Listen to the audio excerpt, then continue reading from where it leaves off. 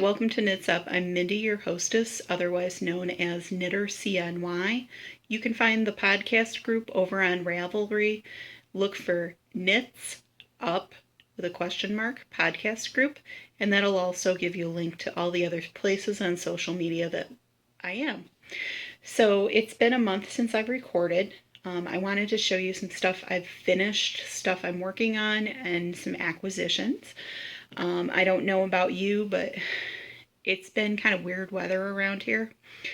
Usually by this time we're starting to get really cold nights and cooler days. Yesterday here it was 75, today it's 79, but winds and rain are supposed to be coming in this afternoon, so we may be having a shift in our weather. So that's always fun.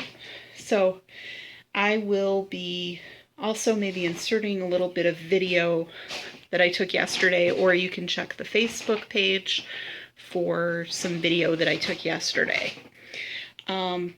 What I've been working on, I actually have a few finished objects.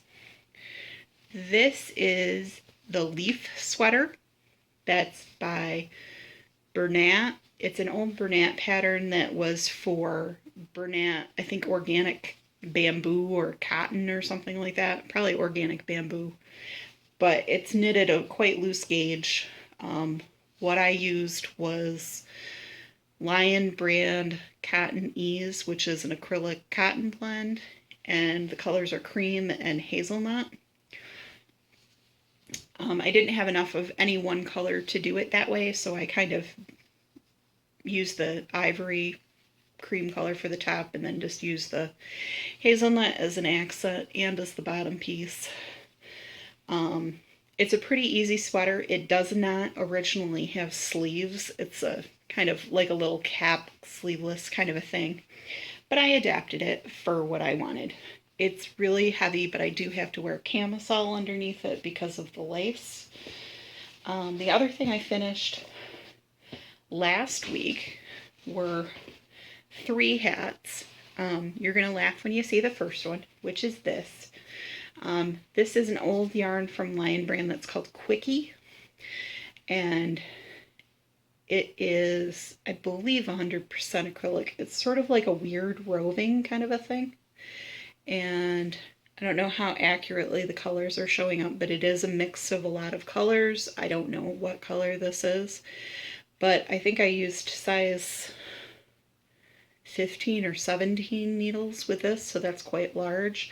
And then instead of using a round thing at the top, I Kitchenered it, so there's a little weird. It does fit, but I'm not going to put it on. It just looks weird. It's going to be a kid's hat, I think, like a charity hat I donate, because it reminds me of that twinkle kind of yarn slash designer, whoever that is that uses the big knits. I would not use this yarn again. It was something that I bought on sale at Ollie's for $2.99. The other hat I knit was also a Mayan brand yarn. This is Coney Island. Those colors are actually pretty accurate close up. They're kind of fall colors. It makes stripes. And then I just used a cabled hat pattern that was on the Mayan brand site. I did mess with the stuff at the top, the decreases at the top, so that's why it kind of looks funny. But it'll fit somebody. Again, this is probably going for the charity or slash cousin pile, depends on who claims it first. And then I also knit something with a non-Mayan brand yarn. This is out of a bulky weight from Caron, C-A-R-O-N. And this is the yarn. This is the other half of the ball. These are called tea cakes. It's a bulky weight yarn, 100% acrylic, I believe. Let me double check that. Nope, 80 acrylic, 20% wool. So the tea cakes.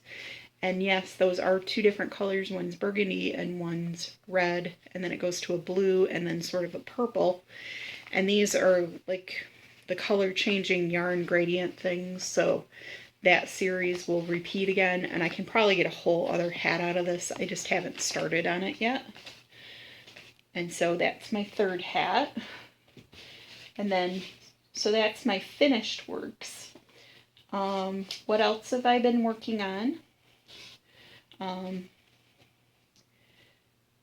The other, keeping with the bulky hat theme, we're working on Lion brand Country, which is also, this is a super bulky weight. This is a 6. And I'm using size 10.5 needles, but again, I knit very loosely. So you may be able to get larger needles for the same gauge that I'm getting because I don't tension my yarn. And this is a color, very subtle color changing yarn. There's some pinks. You can kind of see it if I pull away, but it's also very fuzzy and sheddy. So it's going to be definitely a charity hat. I'm just doing a beanie kind of a thing with some ribbing at the bottom and I'm just doing stockinette because at this point I just want to be done with it. It feels kind of weird at barber poles. Those two skein, those two barber pole. So you get an idea of what that's like. The other thing I've been working on is a Karen yarn hat, like a kid's hat, which is out of 100% acrylic yarn that's in their new line. It's called Cupcake, and the way it comes is like with the little label goes around it, and then there's a little pom-pom that's on top. And again, that's a color changing yarn. I'm using size 5 needles for this and doing a kid's hat pattern that's pretty simple. It's stockinette with a little bit of ribbing down at the bottom. That'll make a little rainbow hat, and then I'll probably save the pom-pom for it and maybe do a baby hat or something out of it. And then my big thing that I'm working on is a sweater that's called the Bejeweled Cardigan. You'll have to go on Lion Brand's website or Google it, Bejeweled Cardigan. And I'm using homespun in the Petunia Stripes colorway. Again, this is an Ollie special that was $2.99 a skein. It color changes. There you can see purple and blue. And I have the back, and now I have 2 fronts done. So this would be a front. It has a pretty high neckline, but I did not do a button right here because I don't like buttons that close. I think my last buttonhole is right about here, so that'll work fine because if I need to, pull something back, I can almost make it a V-neck. And then you make 2 sleeves. They have you knit them flat, but I'm going to be knitting them in the round. I'm using size 10 needles, which I think is a 6.0 millimeter. I just started the first sleeve, and I'm using Knitter's Pride Nova Platinas. I'm using a 16-inch for the sleeves, and I made the fronts and the back on a larger length needle, but it was also a Nova Platina. I gotta say, the 16-inch Nova Platinas somehow have a really, really sharp point on them. It could be possibly annoying if I'm going to be knitting like this and splitting yarn, but I don't think so because for the way I knit, it's not necessarily a bad thing. But if it's really bad, I can always just switch out to those Clover Takumi needles or whatever if I really need to. But I'm doing some ribbing for the cuff. This is a stockinette sweater, but I added garter stitch at the hems of the fronts and the back. But I am just doing ribbing on the sleeve because I don't want to try and knit garter stitch in the round, and I don't think it's worth it for it. Even this garter stitch is kind of, even this ribbing is kind of flat. So I may have to rip it back and do knitting in the back of the knit stitch. I don't know. I don't think I'm going to get that extreme with it. So that was that.